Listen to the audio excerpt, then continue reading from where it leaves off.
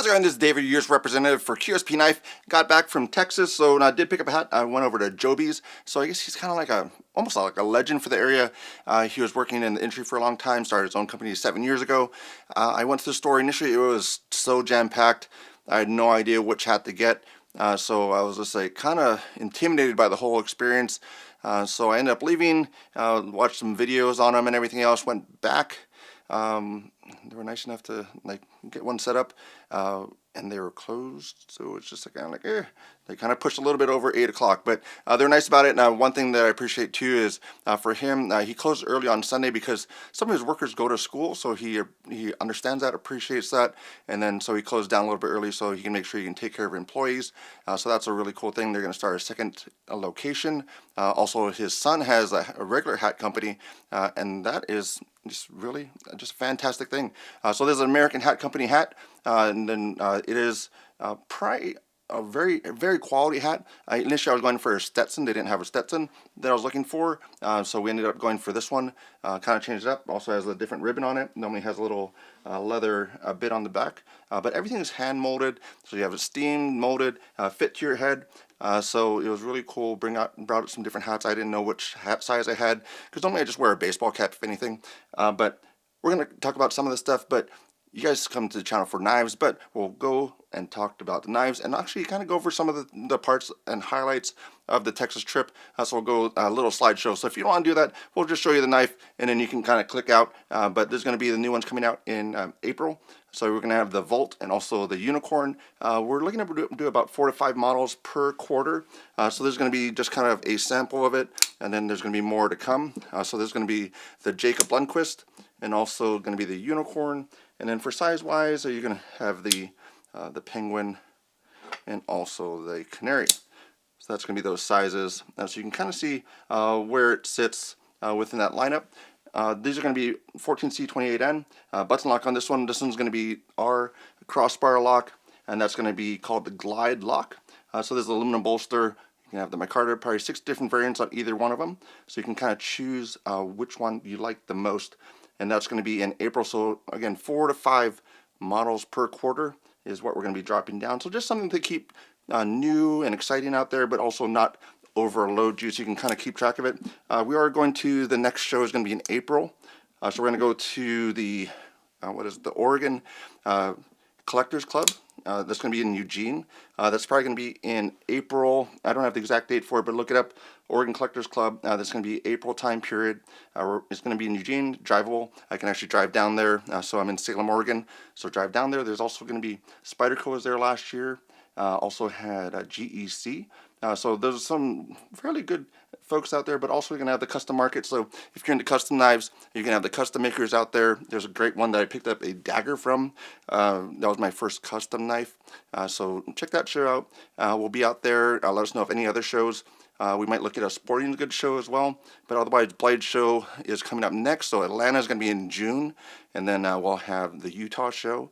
And then we'll start all over again, go back to SHOT Show. But that's about all for those ones, and then we're going to check out some of the highlights and everything from the show, flying over and everything. So flew with Alaska Airlines for these guys, and then there's a good outfit.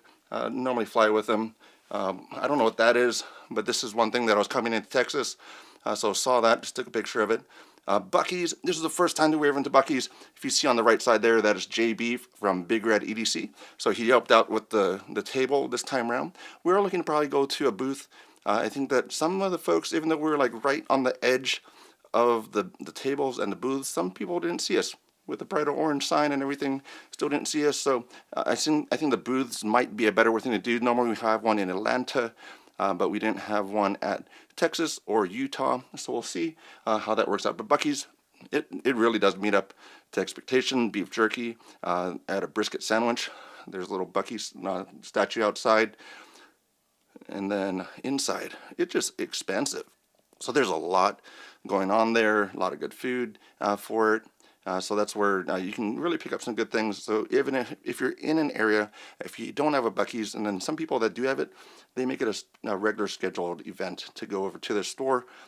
There's their beef jerky wall. They also have the fresh one inside the case, but these are all the different flavors. So brought home quite a few of those just to try out. I didn't get to try them all while I was there.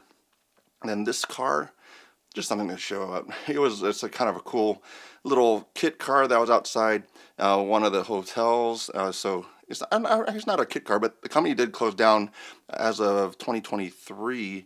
So there was a company making these. I think they go for like $70,000 to $120,000 or something for these guys. But it was pretty cool to see. This is one of the stores, so we did stop into House of Blades. So House of Blades is looking to pick up the brand. So they have the kitchen knife section as well as their regular pocket knife section.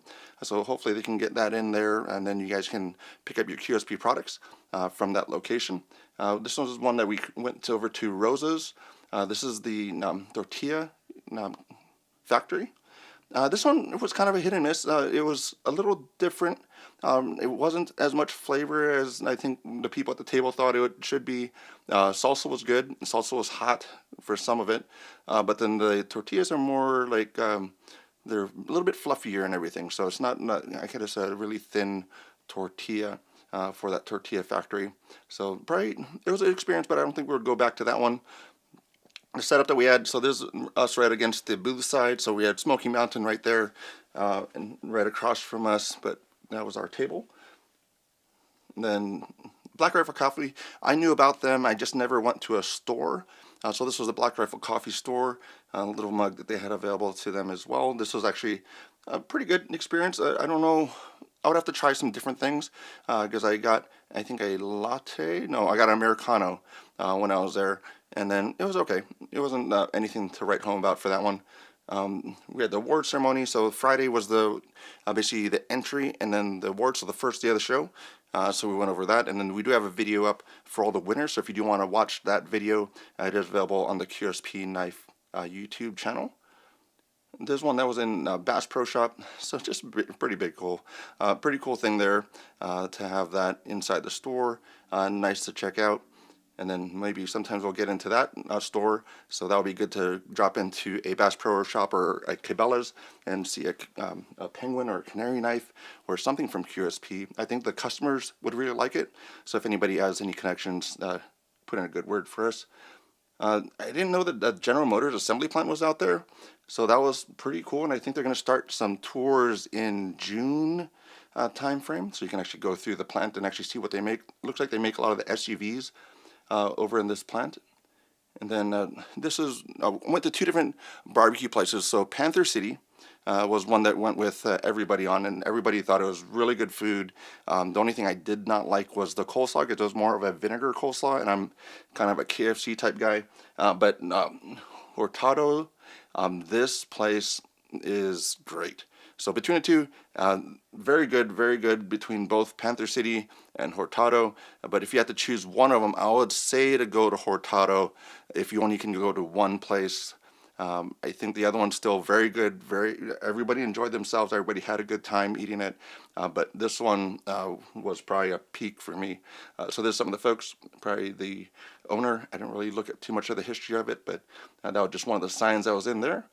Some of the food available, so you can have the kind of sausages and everything. I got the Trinity, so if I was going to order it, just going there, I'll probably get the brisket, definitely, and then the Texas Twinkies, which are those things on the right side of the screen there with their bacon-wrapped jalapenos with brisket and pimento cheese inside of it.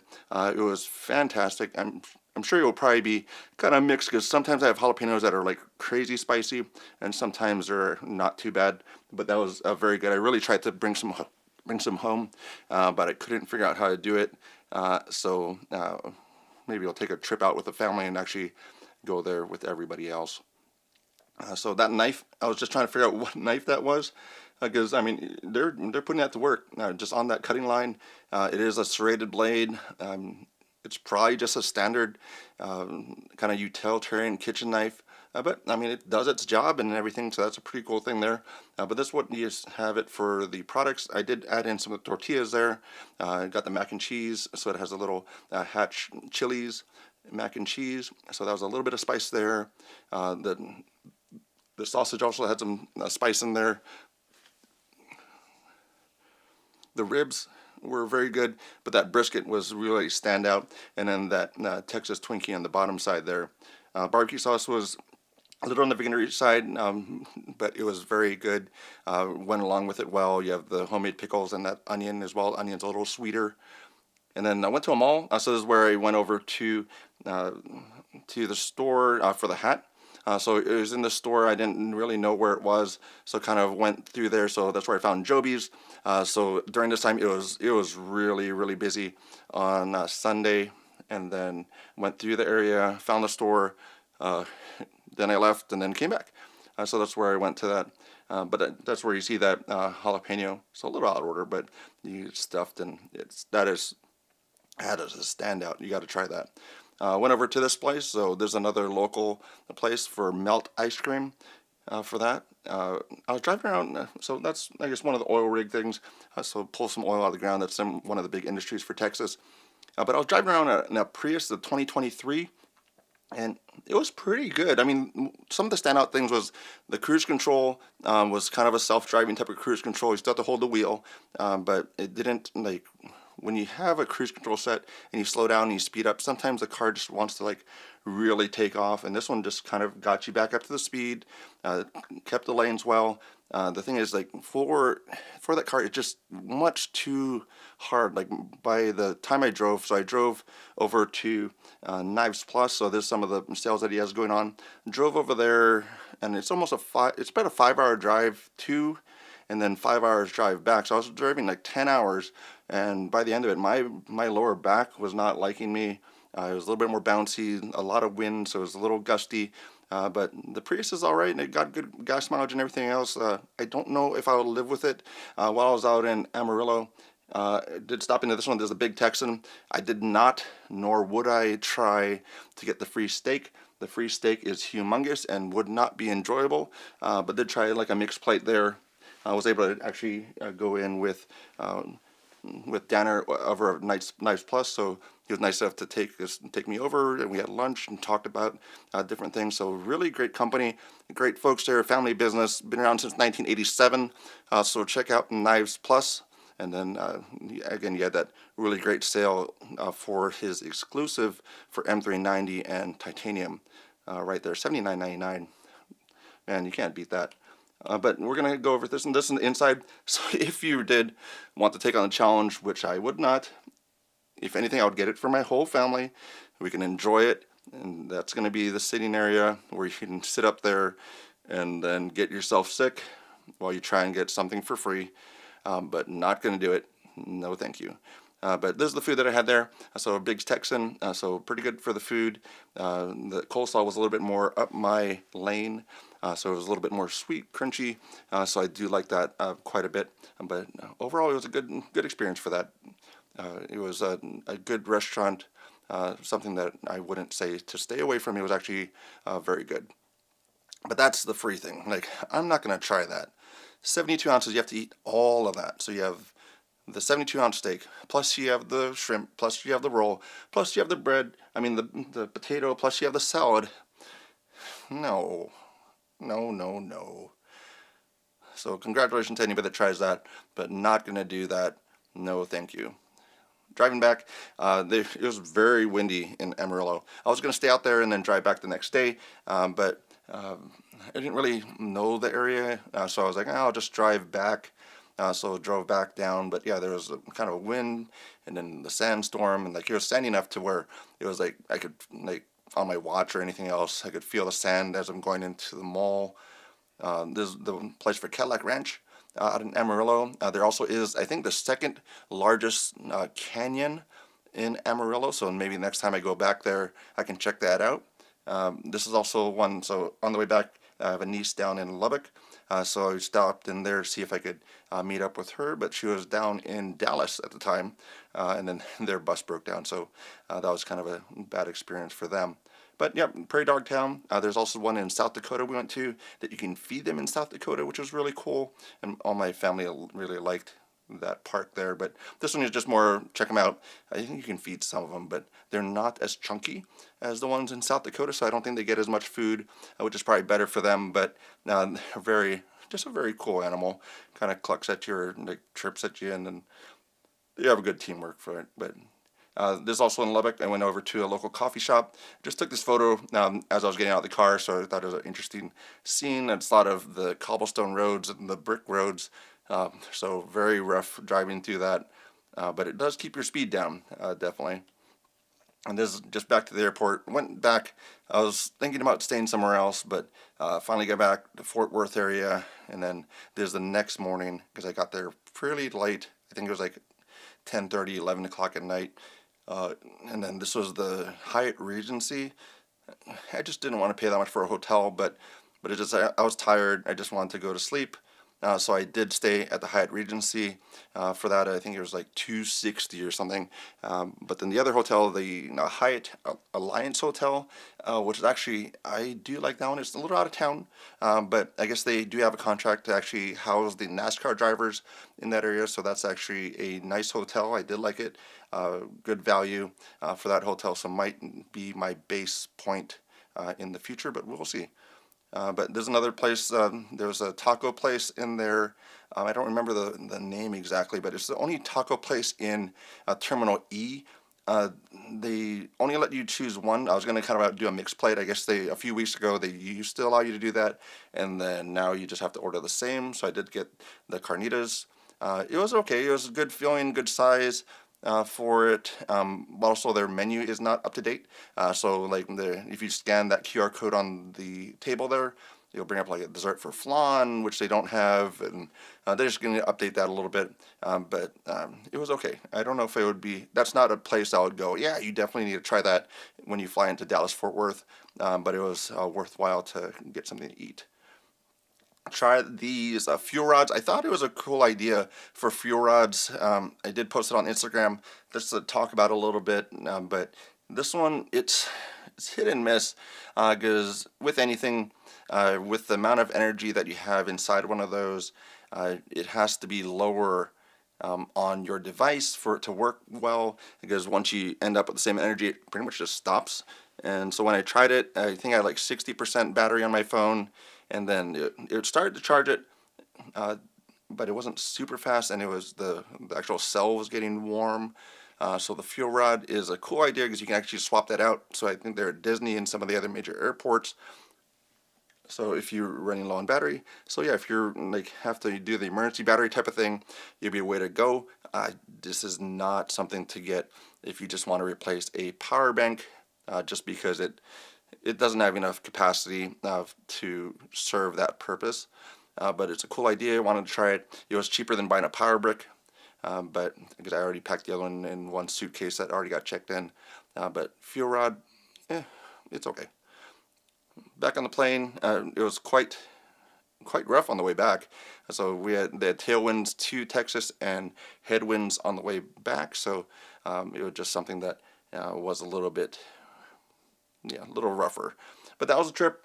So Texas, good trip, good food. I'll be heading out there again. So next year we'll see you guys again. We'll hopefully have a booth that time, and then we'll have some new knives to talk about, new knives to see, and then see you guys there because it was a good show, good showing. And then maybe we can get our award because last year we got the best production fixed blade, and this year everybody kind of got locked out a little bit. So congratulations to everybody that won. Again, check out that video that I have up on the YouTube side of things, and you can see all the different winners that put a lot of work into it, into their design, their communication of their product, and they're made by a lot of the OEMs that you know. And then there's the custom side of things, so you can see some of that work. And then there was somebody that was like tied for the youngest master blacksmith. So thank you very much for Blade Show Texas. Next one, Eugene. Then we have the Atlanta show. So see you guys there. Let us know if you're looking for anything else. And thanks for coming on my little journey here. It kind of goes back to like, I guess if your aunt or uncle came back from a show or some type of vacation, you guys sit through a slideshow. But hopefully it was interesting. A lot of good food, a lot of good places. So maybe even if you're in Texas, you might find something you like, because I know when I was living in Hawaii, I did a lot more when I went back for vacation than I ever did living there. But have a good time. I'll see you in the next video.